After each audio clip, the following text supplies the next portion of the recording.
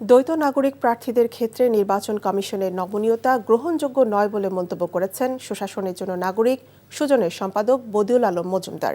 সকালে রাজধানীর সেগুনবাগিচায় ঢাকা রিপোর্টার্স ইউনিটিতে সুষ্ঠু নির্বাচন নিশ্চিতকরণের অংশীজনদের ভূমিকা শীর্ষক আলোচনা সভায় একথা বলেন তিনি। বদিউল আলম মজুমদার জানান, অতীতের মতো এবারও নির্বাচনে কালো টাকা ব্যবহারের আশঙ্কা রয়েছে, যা পুরো প্রক্রিয়াকে প্রশ্নবিদ্ধ করতে পারে। কালো টাকার ব্যবহার বন্ধে সরকার ও নির্বাচন কমিশনকে আরও কঠোরভাবে অবস্থান নিতে হবে।